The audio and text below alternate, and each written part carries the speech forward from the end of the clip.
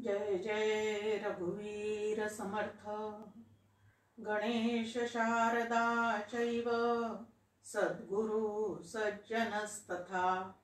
आराध्य दैवतं गुह्यं सर्वमे रघुनंदन। कृपा कटाक्षाची किरणे मोह समुद्राचे आटणे। घडे जय त्या श्रीकृष्णे बंधू तया ते श्रीराम। जयांचे करिता स्मरण होय सकल विद्यांचे अधिकरण।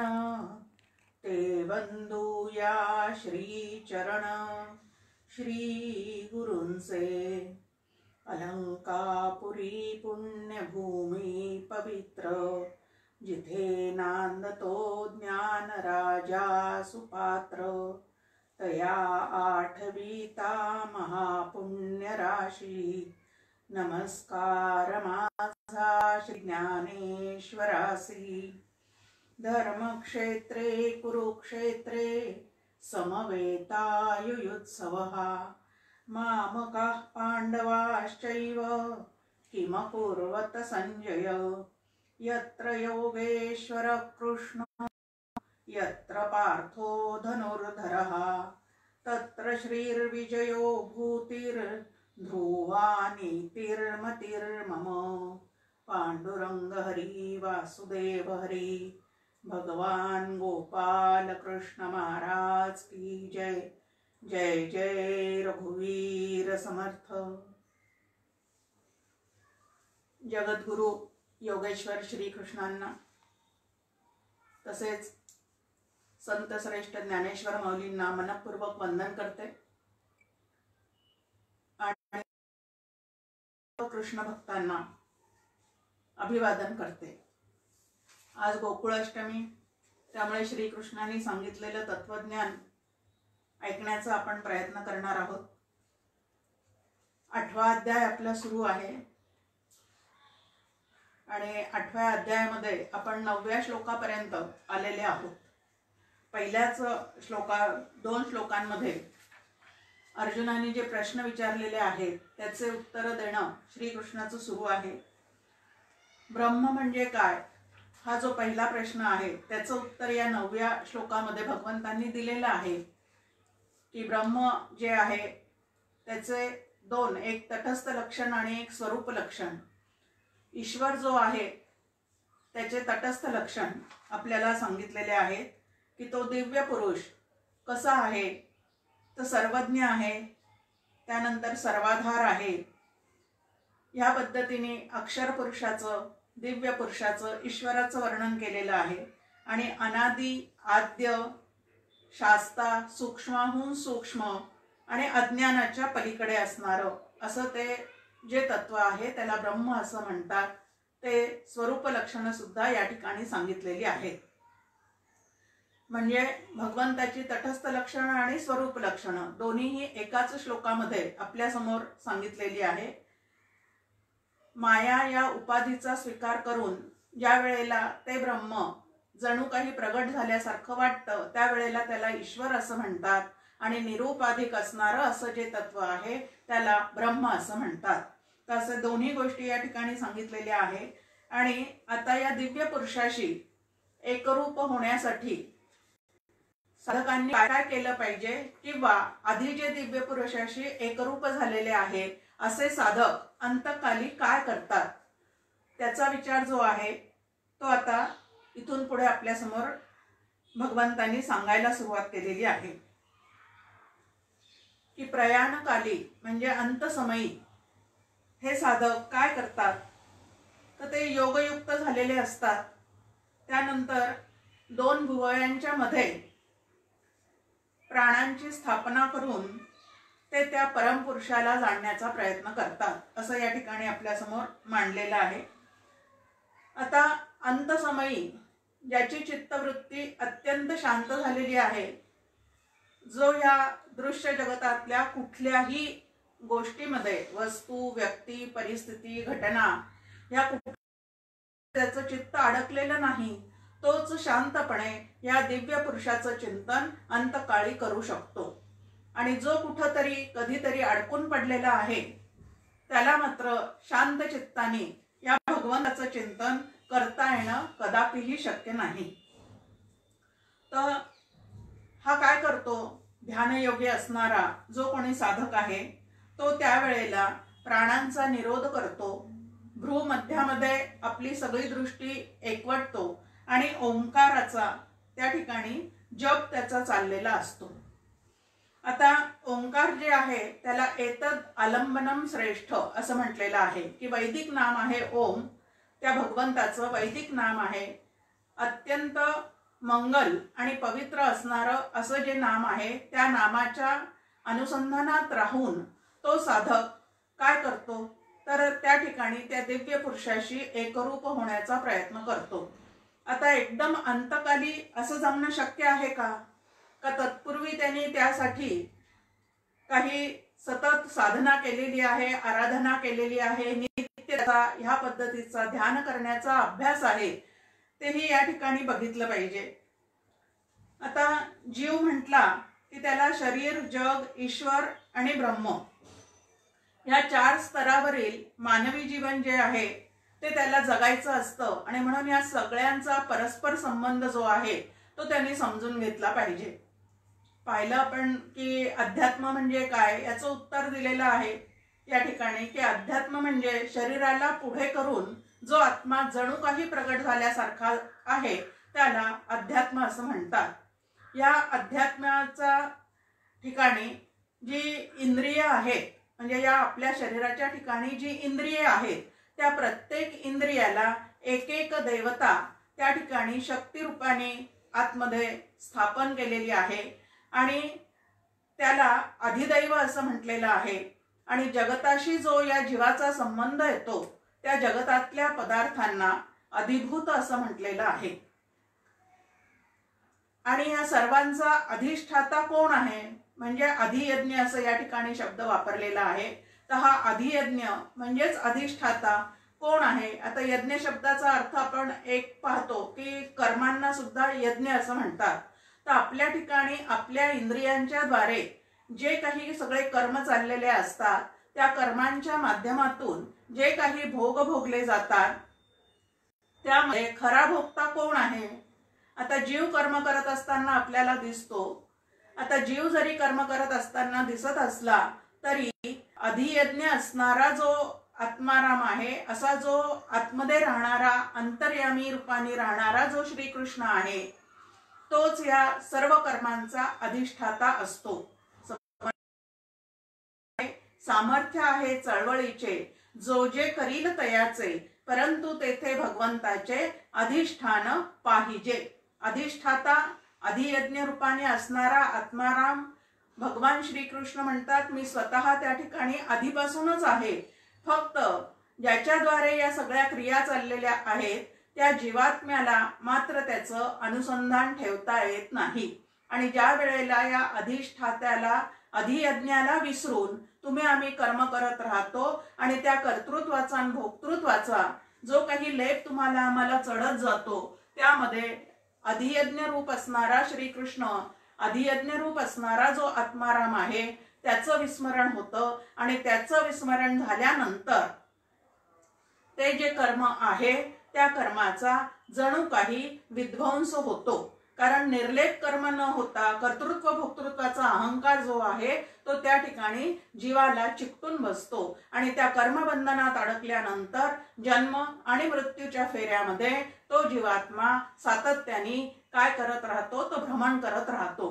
म्हणून अधियज्ञ रूप असणारा जो श्रीकृष्ण आहे अधिष्ठाता रूपाने आपल्याच आतमध्ये जो बसलेला आहे त्या आत्मारामाचं चिंतन कुठल्याही प्रसंगी साधकाने सोडू नये.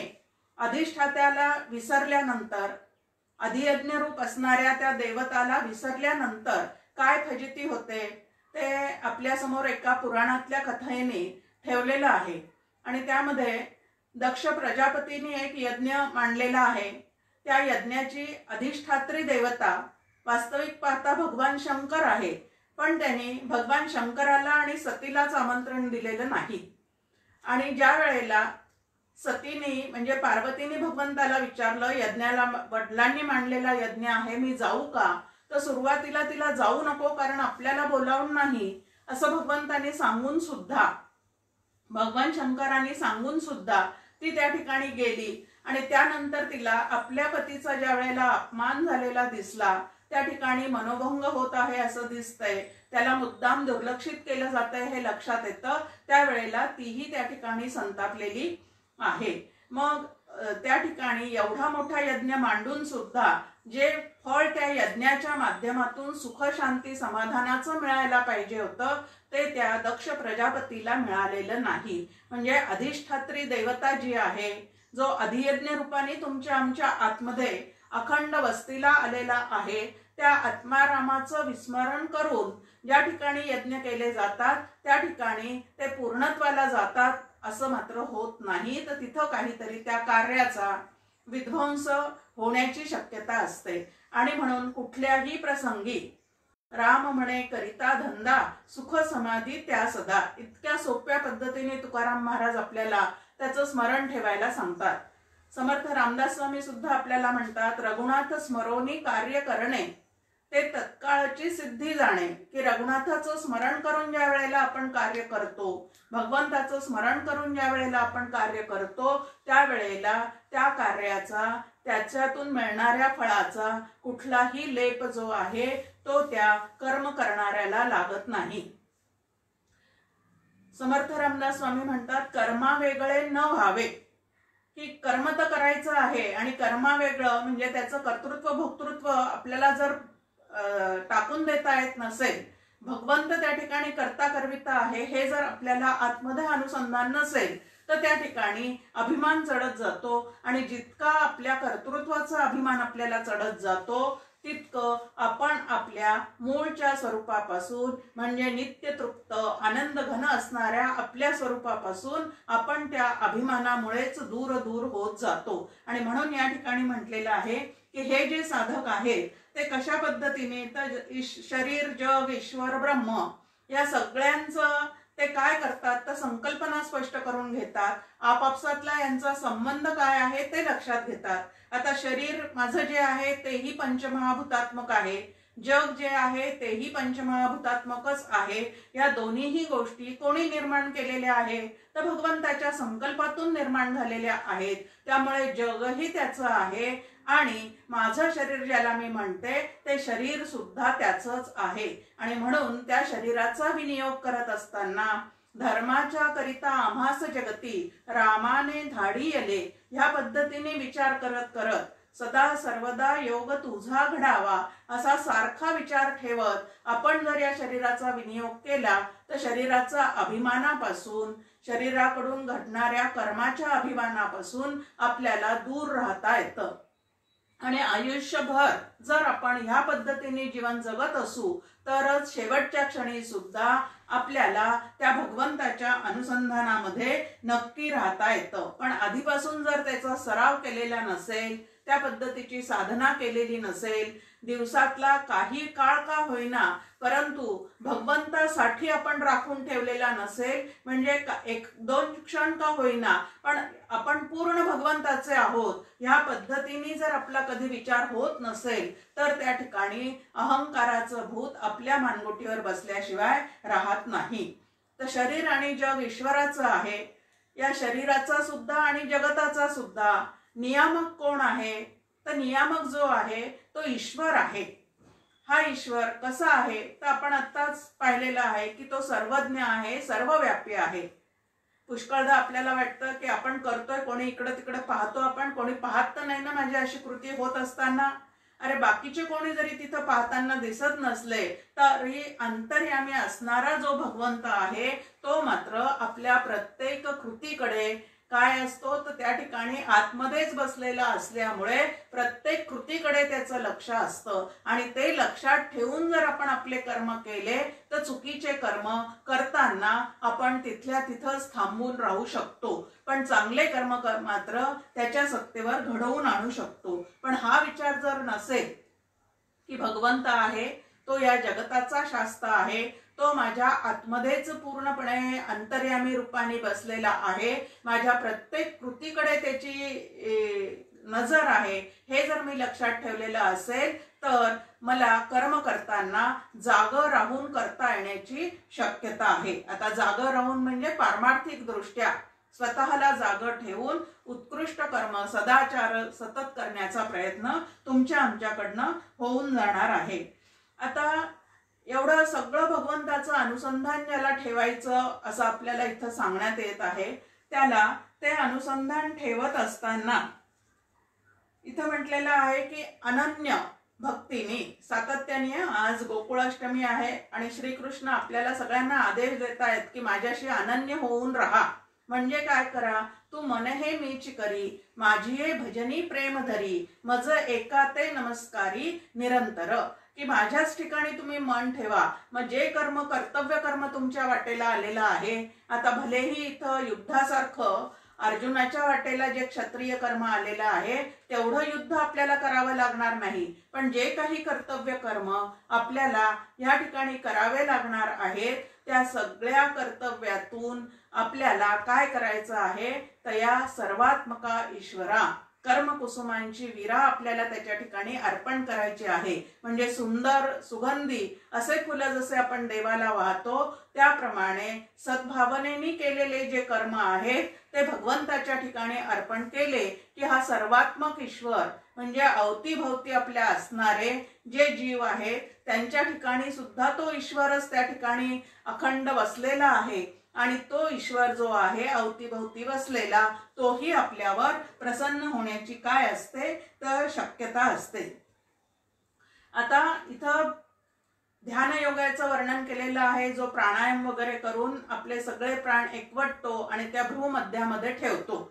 आता आपण ह्या पद्धतीची जरी साधना करत नसलो तरी अखंड नामाकार वृत्ती करून राहण्याचा आपला जर सराव झालेला असेल, तशी पद्धतीची साधना झालेली असेल तर या अंतसमयी सुद्धा बहिर्मुख झालेल्या सगळ्या अंतःकरण वृत्तीला पूर्णपणे बाजूला करून अंतर्मुख होऊन सदैव नामाकार आपली वृत्ती ठेवण्याचा प्रयत्न जर साधकाला करता आला तर शेवटच्या क्षणी मुखामध्ये भगवंताचंच नाम आल्यामुळे तो जो भक्त आहे तो भगवंताशी एकरूप होऊ शकतो. पण आधीपासून साधकाला मला भगवंताशी ऐक्य पावायचं आहे असा त्या ठिकाणी पूर्णपणे निश्चय अंगी बांधलेला असावा लागतो. आणि ज्याचं भगवंताच्या नामामध्ये संकीर्तनामध्ये श्रवणामध्ये कधी लक्षच लागत नसेल त्याची अंतःकाळी वृत्ती भगवंताच्या ठिकाणी कशी काय राहणार आहे. गमतीने डॉक्टर काका नेहमी म्हणतात की जे आमच्याकडे वृद्धावस्थेमध्ये डोळे वटारून पाहतात त्यांना शेवटच्या क्षणी डोळे भरून पाहण्यापेक्षा जो आमच्याकडे कृपादृष्टीने पाहणारा आहे त्याला शेवटच्या क्षणी डोळे भरून पाहण्याचा, म्हणजे तुझे रूप चित्ती राहो मुखी तुझे नाम असं सतत लक्षात ठेवून जर आम्ही रोजच्या दिवसाची या ठिकाणी सुरुवात करत असू तर शेवटच्या क्षणी सहजतेने त्याचं जे नाम आहे ते आमच्या ओठी येईल. अंतःकरण वृत्ती सदैव नामाकार करण्याचा जो अभ्यास आहे तो या ठिकाणी जर आपण करत राहिलो तर प्राण भ्रू मध्यामध्ये नेऊन ठेवून जी गती त्याला दिव्य पुरुषाशी एकरूप होण्याची मिळणार आहे तीच गती या ठिकाणी नामाकार वृत्ती करणाऱ्या साधकाला सुद्धा मिळू शकते. आणि म्हणून तसं मला जमणार नाही, आजपर्यंत मी कधी ह्या पद्धतीने ध्यान केलं नाही, प्राणायाम केलं नाही, त्यामुळे ह्या अध्यायाचा मला काही उपयोग होणार नाही असं न समजता त्याच्याऐवजी ज्या दुसऱ्या साधना आहेत त्याही साधना आपल्याला तिथपर्यंत घेऊन जाऊ शकतात. फक्त आपली अंतःकरण वृत्ती तद्रूप करण्याची जी काय गरज आहे ती या ठिकाणी आम्ही लक्षात घेतली पाहिजे. आता एवढं सगळं करत असताना त्या साधकाला काय करावं, जर इंद्रियांना आवर घालण्याची सवय म्हणजे शमदमाचा अभ्यास जर त्याच्या ठिकाणी केलेला असेल, चित्तवृत्तीचा निरोध करण्याचा अभ्यास केलेला असेल किंवा अखंड भगवंताच्या स्मरणामध्ये राहून ज्याच्या चित्तवृत्ती अखंड त्याच्या ठिकाणी रमलेल्या असतील त्यालाच ह्या पद्धतीने अंती गती मिळू शकते. आणि जर असा सराव नसेल तर त्याला मात्र त्या ठिकाणी ते मिळणं अत्यंत कठीण आहे. इथं म्हटलेलं आहे की स्मरण एकाचे आणि उच्चारण दुसऱ्याचे अशा विसंगतीने चित्ताची एकाग्रता मात्र तुम्हाला आम्हाला साधता येऊ शकत नाही. आपण पाहतो की स्मरणी हातामध्ये असते, नामस्मरण चाललेलं असतं आपलं सगळ्यांचं, असं आपण म्हणतो की नाही आम्ही काय करतोय, नामस्मरण करतोय, पण त्या ठिकाणी नामाचं उच्चारण चाललेलं आहे हे बरोबर आहे, पण स्मरण जे आहे ते मात्र आपल्या आतमध्ये नेमकं कशाचं आहे ते ज्याचं त्यालाच कळणार आहे की प्रपंचाचं स्मरण आहे का खरोखरीच त्या भगवंताचं स्मरण त्या ठिकाणी चाललेलं आहे. ज्याचं नाम आम्ही घेतो त्याच्या अखंड स्मरणामध्ये आमची चित्तवृत्ती गुंतलेली आहे का, एकाग्र झालेली आहे का, हे साधकांनी जे आहे ते सातत्याने तपासलं पाहिजे. आणि ह्या पद्धतीचा अभ्यास करता करता अंतःकरण वृत्तीला नामाकार किंवा आत्माकार करण्याचा प्रयत्न जो अखंड करत राहतो त्याला हे शेवटचा श्वास जो आहे तो त्या अनुसंधानामध्ये राहिल्यामुळे त्याला भगवत प्राप्ती होते, म्हणजे तो दिव्य पुरुषाशी पूर्णपणे एकरूप होऊन जातो. आता या भगवत प्राप्ती होण्याचा परिणाम काय आहे, त्या दिव्य पुरुषाशी एकरूप झालेला जो साधक आहे त्याला पुढे कुठलं फळ मिळणार आहे, तर ते या ठिकाणी सांगितलेलं आहे की मामू पेत्य पुनर्जन्म दुःखालयम अशाश्वतम, की तो परत या दुःखालयामध्ये परतून येत नाही. पहा, या संपूर्ण जगताला ज्याला आम्ही संसार असं म्हणतो, संसार सागर असं म्हणतो, भवसागर असं म्हणतो, त्या ठिकाणी दुःखालय असं म्हटलेलं आहे. पटतंय का आपल्याला हे जग दुःखालय आहे? हे आपल्याला तर वाटतं जगात भगवंतानी मला पाठवलेलं आहे, जग त्यांनी माझ्यासाठी निर्माण केलेलं आहे, ते सतत भोगतच मी पूर्ण आयुष्य काय केलं पाहिजे तर व्यतीत केलं पाहिजे. पण अतिभोगाच्या नादी लागल्यामुळे मला माझ्या स्वरूपाचं विस्मरण होतं आणि मी सदैव भोगांच्या नादामध्ये दुःखरूप होत जातो. हे मात्र आपल्याला लवकर कधीच पटत नाही. मग या संपूर्ण संसार जाताला दुःखालय असं म्हटलेलं आहे. आणि समर्थही म्हणतात की जन्म दुःखाचे मूळ, की तुम्हाला आम्हाला असं वाटतं की माझ्याच नशिबात असं का, मला सातत्याने दुःख का पदरी येत आहे. एकच कारण आहे त्याचं की देहात आलो म्हणून दुःखाचा तुमचा आमचा संबंध सुरू झालेला आहे. मग दुःख जर मला नको असेल तर ह्या देहात परत न येण्याची माझी जी व्यवस्था आहे ती मी संतांकडनं समजून घेऊन माझ्यासाठी मी केली पाहिजे. आता हे खूप महत्वाचं आहे, याच्या खाली अंडरलाईन करावं या वाक्याच्या खाली, की माझ्यासाठी मी केली पाहिजे. ती व्यवस्था सांगणारे मला संत भेटणार आहेत, ती व्यवस्था समजून सांगणारे मला श्री गुरु भेटणार आहेत, पण तो जो शेवटचा क्षण आहे ते साधण्याचं जे काम आहे ते मात्र मलाच जबाबदारीने करायचं आहे. आणि आधीचे कित्येक क्षण मी अशी जबाबदारीने जर वागलेली असेल तर शेवटच्या क्षणी जर मी कोमात गेलेली असेल किंवा मी बेशुद्ध झालेली असेल तरी सुद्धा शेवटचा श्वास जाताना मला त्याचं अनुसंधान टिकवण्याची जबाबदारी जी आहे ती मात्र त्यावेळेला भगवंत घेतो. पण आधीचे क्षण मी कसे घालवलेले आहेत ह्याच्यावर तो शेवटचा रिझल्ट जो आहे तो अवलंबून आहे. मग आता किती वेळा जन्मा यावे किती भावे फजित. आता समर्थ म्हणतात जन्म दुःखाचे मूळ.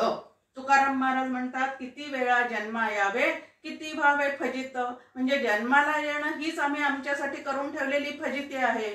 आता हा जन्म कशामुळे माझ्या वाटेला आलेला आहे तर कुठंतरी अंतिमती जी आहे ती कुठंतरी अडकून पडलेली होती. दृश्य जगतातल्या एखाद्या व्यक्तीमध्ये म्हणा, एखाद्या वस्तूमध्ये म्हणा, एखाद्या परिस्थितीमध्ये म्हणा, कुठंतरी अडकून पडलेली होती आणि म्हणून मला परत वापस यावं लागलेलं आहे. कुठं वापस यावं लागलेलं आहे तर मृत्यू लोकामध्ये वापस यावं लागलेलं आहे.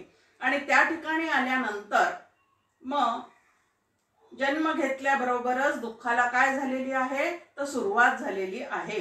किती प्रकारचे दुःख आहेत या ठिकाणी. आध्यात्मिक ताप आहे, आधिभौतिक ताप आहे आणि आधिदैविक ताप आहे. हे सर्व प्रकारचे ताप जे आहेत ते जन्माला आल्यामुळे मला भोगावे लागत आहे. आणि मला जर परत त्याच्यामध्ये पडायचं नसेल तर आता जन्म कशामुळे मला प्राप्त झालेला आहे तर वासनेमुळे झालेला आहे. आणि मग मला परत जन्माला यायचं नसेल तर मृत्यूपूर्वीच माझ्या आतमध्ये वासनांचं शमन झालं पाहिजे, दमन झालं पाहिजे, वासना क्षय झाला पाहिजे. महत्वाचं आहे की मृत्यूपूर्वीच माझ्यातल्या सगळ्या वासना ज्या आहेत ते निर्मूलन झाल्या पाहिजेत आणि तरच माझी ही जन्ममृत्यूची जी काय सतत चाललेली परंपरा आहे, मी येतो आणि जातो, येतो आणि जातो आणि दुःख भोगत राहतो, त्या सगळ्या दुःखातून जर मला सुटायचं असेल आणि दिव्य पुरुषाशी एकरूप होऊन राहायचं असेल तर मला अखंड त्याच्या अनुसंधानात राहण्याची काय आहे तर नितांत गरज आहे.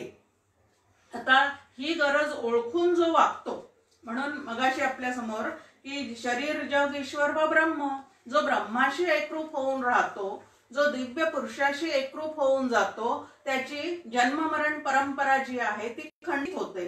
म्हणजे तो त्याच्यामध्ये परत येत नाही.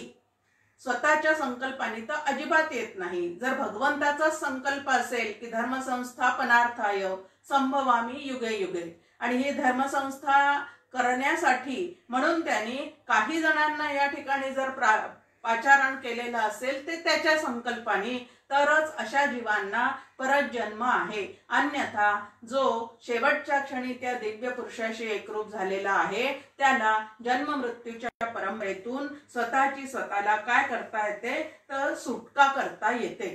त्यानंतर इथं म्हटलेलं आहे की हे महात्मे ज्या वेळेला मला येऊन मिळतात त्यावेळेला ते परत जन्माला येत नाही आणि ते दिवस आणि रात्रीचं रहस्य जाणणारे असतात. आता दिवस आणि रात्रीचं रहस्य जाणणारे असतात म्हणजे पहा, उपासनेचे अनंत प्रकार आहेत. त्यामध्ये काही लोक जे आहेत ते देवतांची उपासना करणारे असतात, म्हणजे सगळ्या देवतांना वेगळं वेगळं मानून उपासना करणारे असतात. त्यांची त्या त्या देवतेवर श्रद्धा असते. ती उपासना करत असताना त्या देवता लोकी जाऊन राहण्याची त्यांची इच्छा असते. मग ह्या पद्धतीने जे उपासना करतात ते त्या देवतेच्या त्या त्या लोकी जाऊन राहतात. मग आता हे मुक्त होतात का, असा दुसरा एक प्रश्न या आपल्या समोर आहे की देवता लोकी जे जाऊन राहतात, मुक्तीचे 4 प्रकार आपल्या समोर ठेवलेले आहेत. सलोकता, समीपता, स्वरूपता आणि सायुज्यता. त्यातल्या पहिल्या ज्या 3 मुक्ती आहे त्या ठिकाणी हे सकाम उपासक म्हणजे त्या देवतेच्या लोकी जाऊन राहण्याची इच्छा करणारे असे जे कोणी आहेत ते उपासना करून मृत्यूनंतर त्या त्या लोकी जाऊन राहतात. पण त्या लोकी जाऊन राहिल्यानंतर सुद्धा ज्या वेळेला या ब्रह्मदेवाचा 1 दिवस किती सांगितलेला आहे, ब्रह्मदेवाचा 1 दिवस जो आहे तो 1000 युगांचा असून रात्रही तेवढीच आहे. मग तोपर्यंत तो त्या त्या लोकी राहतो आणि अव्यक्त स्वरूपामध्ये राहतो आणि परत उत्पत्ती झाली जगताची की परत तो त्या ठिकाणी काय होतो तर जन्माला येतो. ब्रह्मदेवाचा दिवस उजाडताना अव्यक्त तत्वापासून जड चेतनात्मक सर्व सृष्टी जी आहे ती परत काय होऊन जाते तर निर्माण होऊन जाते आणि त्यामध्ये तो परत येतो आणि जातो. पण सर्व भूतांचा नाश जरी प्रलय काळी झालेला दिसत असला तरी सुद्धा दिव्य पुरुष असणारं जे तत्व आहे त्या परब्रह्माचा मात्र कधीही नाश होऊ शकत नाही. म्हणून ब्रह्म कसं आहे तर अविनाशी आहे आणि त्याच्याशी जो जाऊन एकरूप होतो तो सुद्धा स्वरूपाने मग अविनाशी होतो. पण हा सगळा जो विचार इथं सांगितलेला आहे की ब्रह्मदेवाचा दिवस एवढा आहे, त्यानंतर त्याची रात्र एवढी आहे, मग त्यांची उपासना करता करता त्यांच्या लोकी जाऊन राहिलेले जे आहेत ते त्या ठिकाणी अव्यक्त स्वरूपामध्ये राहत असतात, हे सगळं श्रद्धेवर निर्भर आहे. श्रद्धा ज्या ठिकाणी नसेल त्या ठिकाणी हे सगळंच उडवून लावलं जातं. पण साधकाचा जर मोक्षसिद्धी प्राप्त करण्याचा निर्धार असेल तर तो हे सगळं समजून घेतो आणि हेही येणं जाणं मला नको, तर मला एकदम देवता लोकी कुठंतरी जाऊन राहण्यापेक्षा ब्रह्मरूप होऊन राहायचं आहे असा विचार करून तो ब्रह्मपदाला गवसणी घालण्याचा आपल्या साधनेच्या माध्यमातून काय करतो तर त्या ठिकाणी प्रयत्न करतो. आता हे प्रलय जसे ब्रह्मांडाचे सांगितलेले आहेत तसे आपल्या पिंडामध्ये सुद्धा तेच प्रलय सांगितलेले आहेत. दासबोधामध्ये 5 प्रलय सांगितलेले आहेत आणि त्यामध्ये समर्थ रामदास स्वामी म्हणतात की सगळ्यात मोठा आणि उत्कृष्ट असा प्रलय कुठला आहे तर त्याला विवेक प्रलय असं म्हणतात. दोन प्रलय जगताचे आणि दोन प्रलय जे आहेत ते पिंडाचे सांगितलेले आहेत. एक निद्रा प्रलय आहे, दुसरा मृत्यू प्रलय आहे. जसं पिंडाचे हे प्रलय होतात तसं जगताची सुद्धा उत्पत्ती आणि नाश ह्या पद्धतीने सतत चाललेले असतात. पण तरी सुद्धा एक तत्व असं आहे की ते कितीही प्रलय झाले तरी त्या ठिकाणी त्या तत्वाचा मात्र प्रलय न होता ते अखंड असणारं असं तत्व आहे. याला असतची असे असं म्हणतात. आणि असं जे तत्व आहे ते जसं ब्रह्मांडामध्ये भरलेलं आहे तसं पिंडामध्ये सुद्धा भरलेलं आहे आणि तेच एक शाश्वत आहे. त्याच्याशीच मला ऐक्य पावायचं आहे असं लक्षात ठेवून बाकी सर्व दृश्य जगताला मिथ्या समजून जो आपली आसक्ती तिथून काढून घेतो तोच फक्त या पदापर्यंत पोहोचू शकतो. आता आपल्याला मात्र त्या पदाच्या जवळ जाण्याची कितीही इच्छा असली, त्याच्याशी एकरूप होण्याची जरी इच्छा असली मनातून, पण साधना जर त्या पद्धतीची नसेल आणि दृश्य जगताविषयीची आसक्ती जर चित्तातून गळून पडलेली नसेल तर तुम्ही आम्ही परत परत जन्म मृत्यू आणि भोगतो. किती ठिकाणी आपली आसक्ती अडकलेली आहे. शरीर आहे, घर आहे, कुटुंब आहे, बँक बॅलन्स आहे, व्यवसाय आहे, जमवलेलं सोनं नाणं आहे. या सगळ्या ठिकाणी आपली अंतःकरण वृत्ती जी आहे ती कुठंतरी अडकून पडलेली असते. नातलग आहेत, आता कुठल्या नात्या संबंधात आपण अडकून पडू हे काही असं गणित सांगता येत नाही. प्रत्यक्षात कोणी आपल्या भावामध्ये अडकलेलं असतं, कोणी मुलांमध्ये अडकलेलं असतं, कोणी नातवंडात अडकलेलं असतं, तर कोणी एखाद्या परमप्रिय मित्रामध्ये अडकलेलं असतं. पण कुठं ना कुठं तरी तो अडकून पडलेला असतो. मग शेजारी आहेत, मित्र आहेत, देश आहे, हे सर्व ठिकाणी अडकून राहतो. आणि हे अडकतं कशासाठी? तर जगन्मिथ्यात्व निश्चय झालेला नाहीये. त्यांच्याशिवाय आपण राहू शकत नाही, जगू शकत नाही, त्यांच्याशिवाय आपल्या जीवनाला काही अर्थ नाही. या पद्धतीने स्वतःची विचारधारणा असल्यामुळे कुठंतरी अंतःकरण वृत्ती जी आहे ती दिव्य पुरुषाशी एकरूप न होता या कोणामध्ये तरी अडकून पडलेली असते. आणि गंमत अशी आहे की स्वतःची तर अडकलेली असतेच, पण मरण समयी अवतीभोवती ज्या वेळेला नातेवाईक असतात, डॉक्टर सांगतात की नाही नाही आता ही शेवटची घटका आहे, हे काही तासापुरते आहे, तुमच्या सगळ्या नातेवाईकांना बोलावून घ्या. आणि अशा वेळेला दुरून दुरून नातेवाईक लोक येतात. येणाऱ्या नातेवाईकांनाही आता आपल्या जो अत्यंत जवळचा आहे, नात्यातला आहे, मग कोणी काका असेल, मामा असेल, दादा असेल, पती असेल, कोणी का असेना, तो आता परत आपल्याला दिसणार नाही, या देहातून निघून जाणार आहे. मग त्याच्या आवडीचं त्याला काहीतरी विचारलं पाहिजे, जाता जाता त्याला त्याच्या आवडीचं काहीतरी खाऊ घातलं पाहिजे.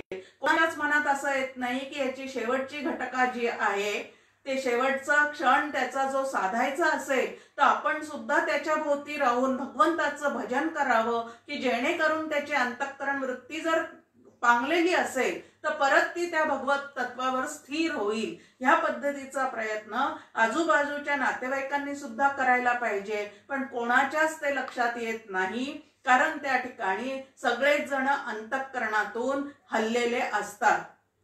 पोटातलं पाणी जे आहे ते त्या ठिकाणी त्यांचं प्रत्येकाचं जोरजोरात हलायला लागलेलं असतं. आणि मग जाणाऱ्याला सुद्धा तुम्हाला खूप कांद्याचे भजे आवडत होते, तुम्ही येणार का, परत लवकर या, मी कांद्याचे भजे करते, लसणाचा करते, या पद्धतीने काहीतरी त्यांना विचारत राहतात. आणि जर तो साधक असेल, अंतःकरण वृत्ती भगवंताच्या ठिकाणी स्थिर करण्याचा प्रयत्न करत असेल तर अवतीभोवतीचे नातेवाईक त्याला त्या स्थितीपासून ढळायला त्या ठिकाणी काय करतात तर कारणीभूत ठरतात. आणि म्हणून या ठिकाणी अत्यंत सावधतेने शेवटचा क्षण जो आहे तो जिंकता आला पाहिजे, की इतर कोणीही आता नको.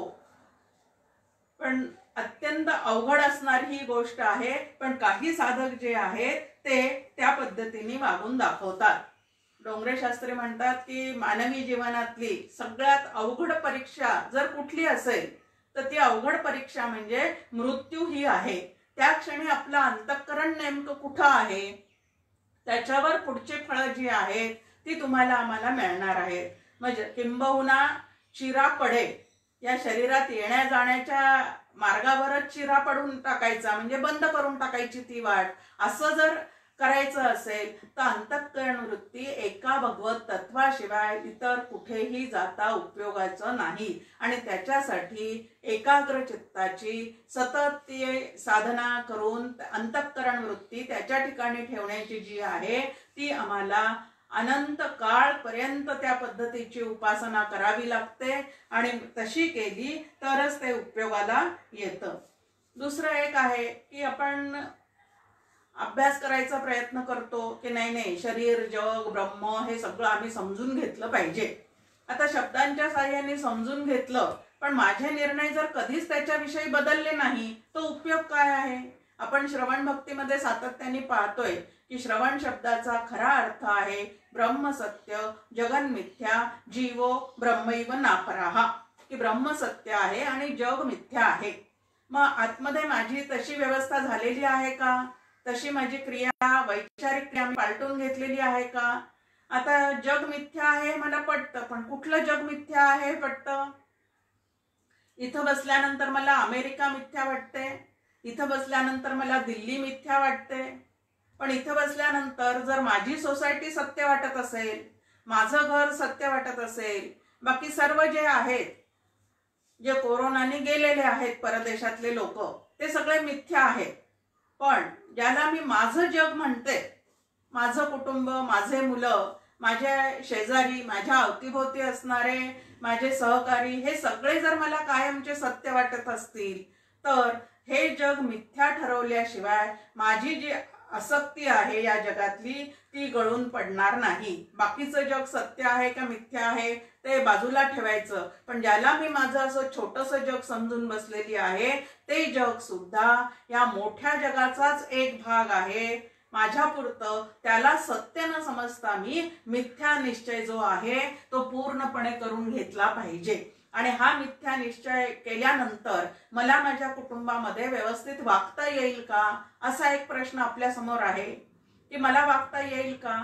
अजिबात वागता यायला हरकत नाही चांगलं त्या ठिकाणी. उलट एखादी वस्तू आपली नसून ती ईश्वराची आहे दुसऱ्याची आहे असं म्हटलं की ती जास्ती आपण छान सांभाळतो. आता भरताने नाही का 14 वर्षे राज्य सांभाळलेलं आहे, अतिशय उत्कृष्ट पद्धतीने सांभाळलेलं आहे, पण कोणाचं म्हणून सांभाळलेलं आहे, रामाचं म्हणून सांभाळलेलं आहे. जनकाने त्याच्या वाटेला आलेला राज्यकारभार जो आहे तो उत्कृष्ट सांभाळलेला आहे. प्रल्हादाने जीवनमुक्त झाल्यानंतर कितीतरी हजार वर्षे राज्य केलेलं आहे. ध्रुव बाळाने लहानपणीच त्याला भगवत दर्शन झाल्यानंतरही कित्येक वर्ष कित्येक हजार वर्ष त्याने राज्य केलेलं आहे. पण जीवनमुक्ती जी आहे त्यांची ती अजिबात मलिन झालेली नाही. मग आम्हाला जे काय 100 वर्षाचं आयुष्य वाटेला आलेलं आहे त्यामध्ये आम्ही सुद्धा जीवनमुक्तीचा अभ्यास करून आनंदाने जगून दाखवता येऊ शकतं की नाही. पण केव्हा दाखवता येईल, ज्या वेळेला त्याची नितांत आवश्यकता आहे. माझ्या आनंदाच्या जगण्यामध्ये हे सगळ्यांचे जे इतरांचे विचार मी करत राहतो तेच माझ्या आनंदाच्या आड येत आहेत हे जोपर्यंत मला कळत नाही तोपर्यंत चित्तातून त्यांना बाहेर घालवण्याचा प्रयत्न होत नाही. कुटुंबातून घरातून त्यांना बाहेर घालवायचं नाही हे खूप महत्वाचं आहे. आणि भलेही आम्ही त्यांना पटत नाही म्हणून त्यांचं घर वेगळं आमचं घर वेगळं असं दोन राहू, पण चित्तामध्ये जर ते घर करून बसलेले असतील तर दुसऱ्या घरामध्ये जाऊन सुद्धा मला किती आनंद मिळणार आहे. त्याच्यापेक्षा एकाच छताखाली राहून खूप सुंदर पद्धतीने डॉक्टर काका म्हणतात जवळ राहा जवळीक नको. आणि जवळीक नको शब्दाचा अर्थ आहे अनावश्यक गुंतवणूक नको एकमेकांच्या ठिकाणी. आता जे आपलं सारखं चाललेलं आहे की सुरक्षित अंतर ठेवा, तसं सगळ्या नात्यांमध्ये सुरक्षित अंतर ठेवावं. म्हणजे मध्ये मध्ये एकमेकांच्या जास्ती जर आपण उलाढाल केली नाही चालढकल केली नाही तर त्या ठिकाणी सगळे संबंध जे आहे ते अतिशय छान पद्धतीने आपल्याला काय करता येतात तर मेंटेनही करता येतात. आणि आपली जीवनमुक्तीची जी व्यवस्था आहे ती सुद्धा आपल्याला ह्याच ह्याच्यात राहून अनुभवता येते. फार महत्वाचं एक डॉक्टर काका नेहमी आम्हाला सांगतात, आहे त्या परिस्थितीमध्ये आहे त्या माणसांमध्ये राहून आपल्याला आत्मोन्नती साधायची आहे. फार महत्वाचं आहे. सगळ्यांना बाजूला करेल आणि मग मी आत्मोन्नती साधेल असं कधीच शक्य नाही. मग सगळ्यांच्या सोबतच राहायचं आहे. मग कसं राहायचं आहे? जनामध्ये वागे जना वेगळी गोष्टी सांगे. जे संतांनी शिकवलेलं आहे ते अंतःकरणावर बिंबवून जर घेतलं तर ह्या पद्धतीने चातुर्य लक्षणाने वागून आम्हाला प्रपंचातून सुद्धा परमार्थापर्यंत निश्चित पोहोचता येतं. आणि त्यासाठी काय आहे तर घर, कुटुंब, शरीर, अगदी आपल्या शरीरापासूनच ते मिथ्या आहे. माझ्या जीवनात घडणारे सगळे प्रसंग जे आहेत ते तात्कालिक आहेत, आभासिक आहेत. हे लक्षात ठेवून क्षमाशील वृत्ती अंगी बाणवल्याशिवाय कुटुंब नावाची व्यवस्था कधीही टिकू शकत नाही. म्हणून या सर्व गोष्टींचा या ठिकाणी अभ्यास करायला आपल्याला सांगितलेला आहे. आता ही जी दिव्य पुरुषाला प्राप्त झाल्यानंतरची जी गती आपल्याला मिळणार आहे त्याला परमगती असं म्हणतात. या परमगतीचं स्वरूप काय आहे? परम शब्दाचा अर्थ आपण सुरुवातीलाच पाहिलेला आहे 8व्या श्लोकाचा विचार करत असताना. जे सूक्ष्म आहे, जे सर्वात श्रेष्ठ आहे आणि जे व्यापक आहे असं जे तत्व आहे त्याला परम असं म्हणतात. आता ते सांगत असताना ज्ञानेश्वर माऊलींनी त्याला घनदाट असा शब्द वापरलेला आहे. अत्यंत व्यापक म्हणजे घनदाट. म्हणजे आता जे संकुचित आहे त्याला इकडून तिकडं जायला जागा असते, म्हणजे गती द्यायला त्या ठिकाणी वाव आहे. पण जे घनदाट आहे, ज्याच्याशिवाय काहीच दुसरं जगतामध्ये नाही, त्या ठिकाणी गती हा शब्द कसा काय या ठिकाणी येऊन जातो? पण आपली समजूत गृहीत धरून की गती मिळायची म्हणजे कुठून तरी कुठंतरी गेलं पाहिजे, ही गोष्ट जी आहे ती लक्षात ठेवून या ठिकाणी गती आणि धाम असे दोन शब्द आपली व्यावहारिक समजूत लक्षात घेऊन या ठिकाणी वापरलेले आहेत. पण ते वापरलेले असले तरी गतीमधील अपेक्षित जी वाटचाल आहे ती या नित्य स्वरूपाच्या ठिकाणी नसते. म्हणजे परम पुरुषाशी एकरूप झाल्यानंतर, ब्रह्म नावाच्या तत्वाशी एकरूप झाल्यानंतर कुठून कुठे जाणे नाही, कुठून कुठे येणे नाही, आणि म्हणून येणे जाणे थांबते. या पद्धतीची ती गती आहे. मग आता धाम हा एक शब्द आलेला आहे. धाम शब्दाचा अर्थ साधारणतः घर, मठ या पद्धतीने केला जातो. आता स्वर्ग नावाचं एक धाम आहे की जिथं गेल्यानंतर सगळे सुख मिळतात असं म्हणतात. मग त्या पद्धतीने ती आपली कल्पना गृहीत धरून इथं मोक्षाला सुद्धा धाम म्हटलेलं आहे. पण मोक्ष हे कुठलं ठिकाण नाही. जसं वैकुंठ एक ठिकाण म्हणतात, कैलास एक ठिकाण म्हणतात, तसं मोक्ष हे ठिकाण नाहीये. मग मोक्ष ही एखादी अवस्था आहे का? जशी जागृती, स्वप्न, सुषुप्ती अशी अवस्था आहे, तशी अवस्था आहे का? तर तशी सुद्धा ती अवस्था नाही. मग मोक्ष म्हणजे नेमकं काय आहे? तर मी बंधनात अडकलेली आहे अशी जी माझ्या ठिकाणी कल्पना निर्माण झालेली होती, त्या कल्पनेतून मी बाजूला पडल्यानंतर मला असं वाटतंय की आता मी मोकळी झाले, मला मोक्ष मिळाला, असं जे काही त्या ठिकाणचा अनुभव आहे त्याला मोक्ष असं म्हटलेलं आहे. मग आता बद्ध अवस्था आणि मुक्त अवस्था अशा सुद्धा दोन अवस्था आमच्या समोर आहे. मग ह्या तरी अवस्था नेमक्या कोणाच्या ठिकाणी आहे? त्या आत्मस्वरूपाच्या ठिकाणी त्या अवस्था आहेत का? अजिबात नाही. आत्मषटक हा श्लोक, हे स्तोत्र आपण ज्या वेळेला पाहतो त्यावेळेला शेवटच्या श्लोकामध्ये आपल्याला शंकराचार्यांनी सांगून ठेवलेलं आहे की तिथं मुक्ती आणि बंधन दोन्हीही नाही. तर कुठं मुक्ती आणि बंधन नाही? तर आमच्या आतमध्ये तीन गोष्टी आहेत. एक अचेतन शरीर आहे, दुसरं सचेतन जीवात्मा आहे, आणि तिसरं केवल चेतन नावाचा आत्मा आहे. मग केवल चेतन नावाचा जो आत्मा आहे त्याच्या ठिकाणी बद्धता आणि मोक्ष या दोन्हीही गोष्टी नाही, कारण तो कधीच बंधनात पडत नाही. चैतन्य नावाचं तत्व जे आहे ते कधीच बंधनात पडत नाही. मग बंधनात पडणारा कोण आहे? तो जो जीवात्मा आहे. तो गैरसमजूत स्वतःविषयी करून घेतो. स्वतःच्या देहाला मी समजतो, स्वतःच्या स्वभावाला मी समजतो, आणि तो जीवभावामुळे बंधनात अडकतो. मग हा जीवभाव जो आहे तो त्याच्या ठिकाणी सद्गुरु कृपेने ज्या वेळेला ब्रह्मभाव उत्पन्न होतो आणि मी ते चैतन्य मी आहे असं त्याच्या लक्षात येतं, त्यावेळेला तो चुकीच्या जीवभावाच्या कल्पनेतून सुटलेला असतो आणि ब्रह्मभावामध्ये स्थिर झालेला असतो. खूप छान पद्धतीने आपल्या समोर मांडणी आहे. बुद्धी, निश्चय, आत्मज्ञान, ब्रह्मरूप भावी आपण आपण.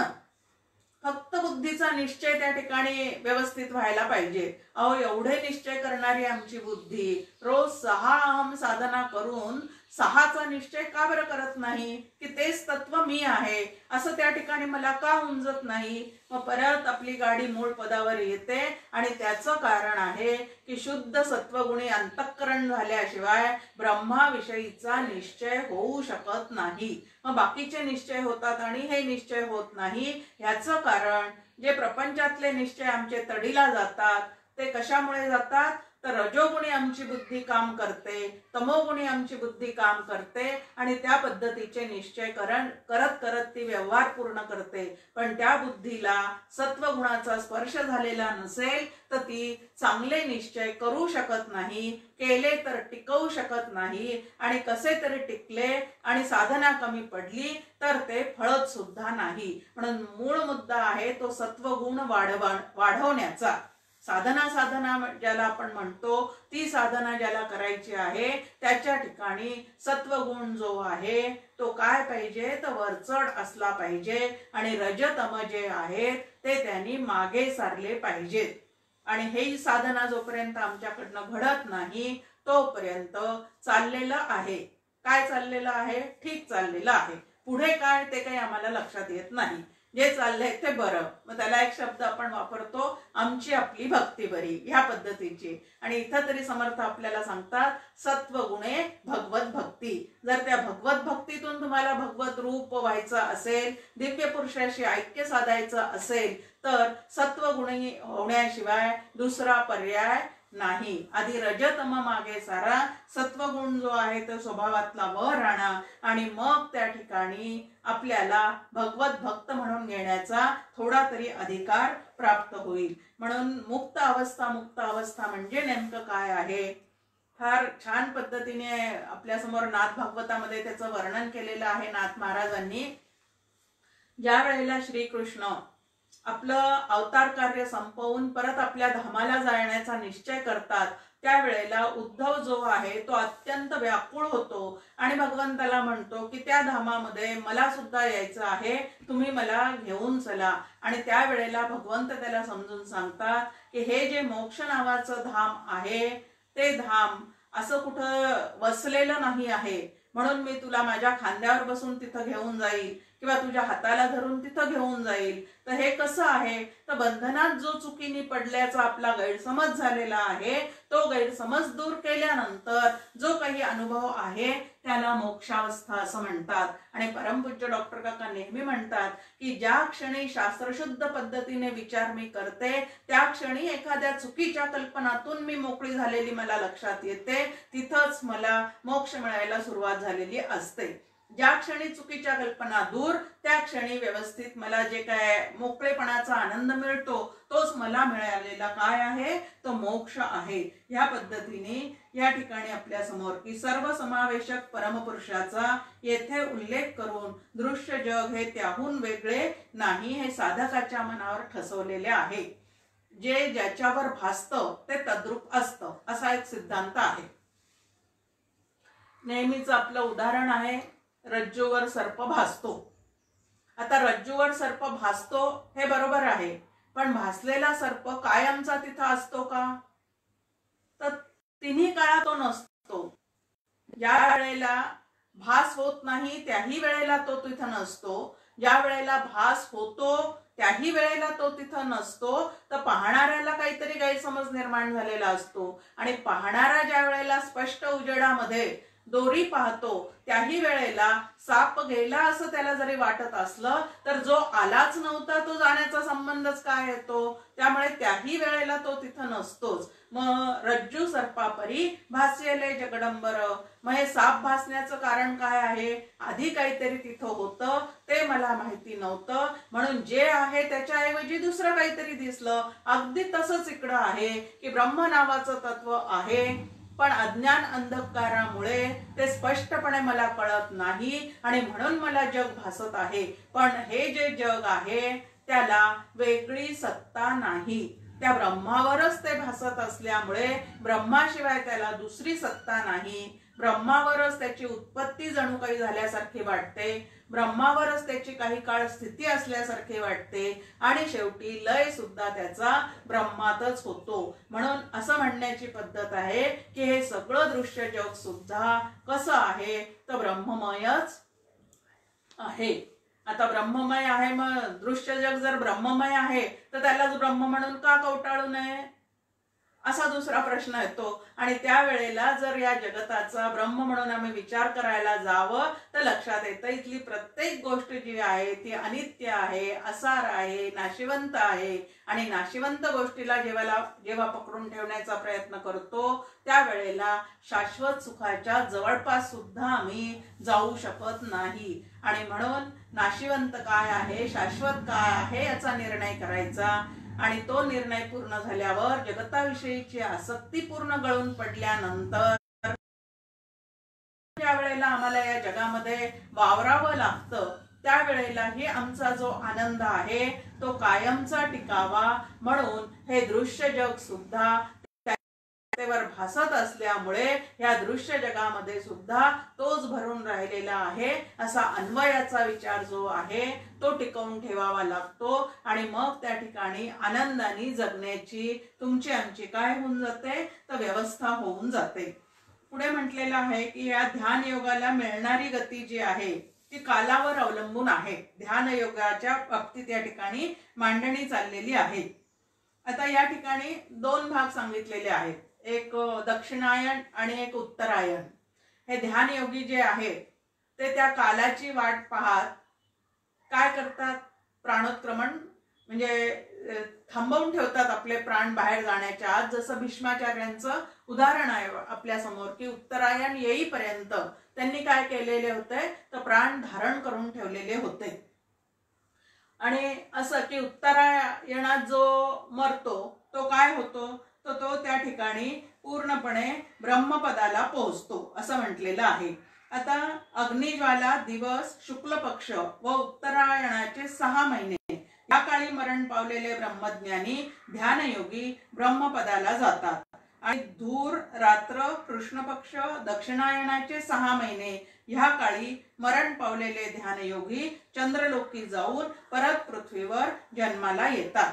दोन मार्ग सांगितलेत, एक शुक्ल मार्ग, एक कृष्ण मार्ग, असे हे दोन मार्ग जे आहेत ते कायमचे मानले गेलेले आहेत। आणि ह्यातील एका मार्गाने जाणारा जन्म मरण रहित स्थितीला पोहोचतो। म्हणजे उत्तरायणात जाणारा जो आहे तो जन्म मरण रहित स्थितीला पोहोचतो आणि दुसरा जो आहे चंद्रलोकी वगैरे इतर लोकी जाऊन राहणारा तो मात्र जन्म मृत्यूच्या फेऱ्यामध्ये अडकतो। याचा अतिशय अजून सोपं जे उदाहरण दिलेलं आहे म्हणा किंवा याचे जे अर्थ आद्य शंकराचार्यांनी दिलेले आहेत ते आपल्याला जास्ती जवळचे वाटू शकतात। कारण दक्षिणायन म्हणजे त्यांनी म्हटलेलं आहे की कर्म मार्ग आहे आणि उत्तरायण म्हटलेलं आहे ते ज्ञान मार्ग आहे। कर्मामागचं, नामामागचं, ध्यानामागचं तत्व जाणून जो काही सगळं करतो एखादा साधक त्यावेळेला तो ज्ञान मार्गाने जाऊन पूर्णपणे दिव्य पुरुषाशी एकरूप होतो। कर्मकांडामध्ये अडकणारा जो कोणी आहे, कर्मकांड व्यवस्थित त्याचे चाललेले आहेत परंतु त्या ठिकाणी दिव्य पुरुष मनामध्ये किंचितही विचार नाही असं कर्मकांडामध्ये अडकून जे कर्म करणारे आहेत ते मात्र त्या लोकी जातात आणि पुण्याचा साठा संपल्यानंतर परत मृत्यू लोकाच्या ठिकाणी येऊन पोहोचतात। आणि म्हणून या ठिकाणी शुक्ल पक्ष म्हणजे उत्तरायण, उत्तर मार्ग आणि दक्षिण मार्ग, उत्तरायण आणि दक्षिणायन असं न म्हणता डॉक्टर काका म्हणतात की त्या ठिकाणी तुम्ही उत्तर मार्ग म्हणजे शुक्ल पक्ष म्हणजे उजेडाचा मार्ग ह्या पद्धतीने विचार केला तर जे काही आपण करतो ते व्यवस्थित जाणून घेऊन जर केलेलं असेल तर त्या दिव्य पुरुषाशी आपल्याला एकरूप होता येतं। आणि अंधाराचा मार्ग म्हणजे अज्ञानाचा मार्ग, त्या ठिकाणी नुसतंच कर्मकांड जर आपण करत राहिलो समजून न घेता त्या मागचं तत्व किंवा त्या दिव्य पुरुषाचा कुठं स्पर्श होऊ न देता चित्ताला जर आपण नुसतंच ते करत राहिलो तर मात्र आपण येणं जाणं जे आहे ते तसंच चालू ठेवतो। मग आता कर्मयोगाचे वैशिष्ट्य काय आहे जे आपण आता उदाहरण पाहिले की जनक राजाचं उदाहरण आहे ते सुद्धा जीवन मुक्त होऊन त्या ठिकाणी कर्म करत राहिलेले आहेत. कर्मयोगी म्हटलं की सतत काम करणारा, असा आपल्याला एक गैरसमज आहे. मोठे मोठे उद्योगपती असतात, काही करताना दिसतात, त्यावेळेला त्यांना कर्मयोगी म्हणण्याची पद्धतही आहे. त्या ठिकाणी त्यांना निरोप देताना, कधी सत्कार करताना हे फार मोठे कर्मयोगी आहेत. पण योग शब्दाचा अर्थ आहे जोडले जाणे. जे कर्म करत त्याच्या मागचं तत्व जाणून घेऊन आम्ही त्या अधिष्ठात्री देवतेशी एकरूप होतो, त्यावेळेला तो कर्मयोग नक्की होतो. पण त्या अधिष्ठात्री देवतेचा विचार न करता खूप मोठे मोठे कर्म केले आणि चित्ताला जर अभिमान जडलेला असेल तर तो कर्मयोगी होऊ शकत नाही. कर्म करणारा आहे, उद्योगपती आहे, उद्योग सतत चाललेले आहेत, पण तो योगी मात्र होऊ शकत नाही. हे जे आहे ते तुम्ही आम्ही लक्षात ठेवलं पाहिजे. इथं अर्जुनाला म्हणत आहेत, म्हणजे अर्जुनाचं निमित्त करून आपल्याला सांगत आहेत की तुम्ही सुद्धा सतत कर्मयोगी राहा. म्हणजे कुठलंही कर्म करत असताना, आता अध्यात्माद्वारे कर्म म्हणजे इंद्रियाद्वारे कर्म जे आपले चाललेले आहेत, शरीराद्वारे जे कर्म चाललेले आहेत, त्या कर्मामागे शक्ती कोणाची आहे? देवतांची आहे. त्या देवता निर्मिती कोणाची आहे? तर ईश्वराची आहे. तो या ईश्वराच्या मागे अधिष्ठान रूपाने काय आहे? तर अधियज्ञ ज्याला म्हटलेला आहे, अधिष्ठाता असं ज्याला म्हटलेलं आहे, तो दिव्य पुरुष म्हणजे आत्माराम ब्रह्म हे त्या ठिकाणी प्रत्येक कर्माच्या मागे आहे. आणि हे लक्षात ठेवून ज्या वेळेला आपण कर्म करत राहू, त्यावेळेला कर्म करून सुद्धा अकर्ता होण्याची कला जी आहे ती तुम्हाला आम्हाला या ठिकाणी प्राप्त होऊन जाऊ शकते. कारण कर्म कशाच्या सत्तेवर चाललेले आहे? परत दुसरा अध्यायाकडे आपण जाऊया. सांख्य बुद्धीने जो कर्म करणारा होतो तो कर्मयोगी असतो. आणि सांख्य बुद्धी ज्याच्या चित्तामध्ये नसते तो कर्म करणारा असला तरी सुद्धा योगी मात्र होऊ शकत नाही. कारण सांख्य बुद्धीमध्ये आपण काय शिकलेले आहोत? तर पुरुषाच्या सत्तेवर म्हणजे चैतन्याच्या सत्तेवर प्रकृतीकडून सगळं कर्म चाललेलं आहे. आणि मी मूळचा कोण आहे? अष्टधा प्रकृतीतला मी आहे का आत्माराम मी आहे? हे एकदा पक्क माहिती झालेलं असेल तर करून अकर्ता होण्याची जी कला आहे ती तुम्हाला आम्हाला हा 8वा अध्याय जो आहे तो अभ्यासून साधता येते. की आपल्याला उद्योगपती व्हायचं नाही, भरपूर कर्म करायचे आणि भरपूर अभिमानही चढवून घेतला तर त्याला योग म्हणता येत नाही. तर कर्मही करायचे आहेत, पण ते करत असताना अधिष्ठानाकडे जर कायमचं लक्ष असेल आणि ते मी आहे असं जर लक्षात ठेवलेलं असेल तर करून अकर्ता होण्याची जी कला आहे ती तुम्हाला आम्हाला या ठिकाणी प्राप्त होऊ शकते. युद्धासारखं कर्म करत असतानाही तुझी अंतःकरण वृत्ती जी आहे ती सततच्या अभ्यासाने तू माझ्याशी जर जुळवून ठेवलेली असेल, जडवून ठेवलेली असेल तर या युद्धातून निर्माण होणाऱ्या तुझ्या हातून कित्येक लोकांचं या ठिकाणी बाण लागून प्राण, पण त्याचंही पाप तुला लागणार नाही. आणि युक्त चित्त होऊन योग युक्त चित्त तुझं असल्यामुळे तू मलाच येऊन प्राप्त होशील. या पद्धतीचं आश्वासन जे आहे ते या ठिकाणी भगवंत अर्जुनाला देत आहेत की ज्ञान विज्ञान प्राप्त झाल्याने तो परमपदाला पोहोचतो.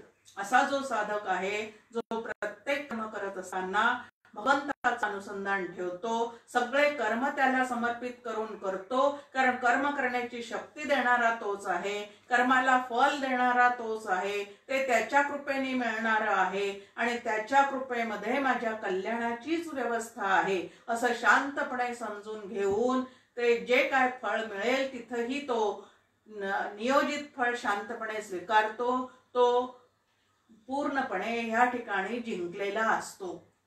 आणि अपेक्षित फळाची मनामध्ये वासना ठेवून जो काही करत राहतो तो कर्मबंधनामध्ये कुठेतरी अडकून पडतो. आणि म्हणून कर्म करूनही अलिप्त राहण्याची जी कला आहे ती या ठिकाणी एक एक अध्यायाच्या माध्यमातून भगवंत तुम्हाला आम्हाला या ठिकाणी सांगत आहेत. भगवंत म्हणतात की या ठिकाणी हे सगळं समजून घेतल्यानंतर वेद पठण, यज्ञ, तप, दान ह्याच्यामुळे जे काही फळ मिळत जातं त्या सर्वापलीकडचं एक सुंदर फळ या कर्मयोगाला मिळतं. आता हे सगळं कशासाठी? पुण्यप्राप्तीसाठी माणूस करतो. वेद पठण कशासाठी करतो? मंत्र पठण कशासाठी करतो? स्तोत्र कशासाठी वाचतो? तर हे सगळं जे काही आहे तो पुण्यासाठी करतो. यज्ञ कर्म कशासाठी करतो? तेही पुण्यप्राप्तीसाठी करतो. तप कशासाठी करतो? एखाद्या गोष्टीचं पुण्यप्राप्ती. तर चातुर्मासामध्ये कित्येक जण व्रत वैकल्य करतात, ते सुद्धा पुण्यासाठी करतात. दान कशासाठी करतो? तर पुण्यासाठी करतो. पण हे सगळं करत असताना जर अंतःकरण वृत्ती भगवंताच्या ठिकाणी रममाण झालेली नसेल तर अभिमानाचं भूत मानगटीवर बसतं आणि तुम्ही आम्ही परत जन्म मृत्यू परंपरेमध्ये अडकतो.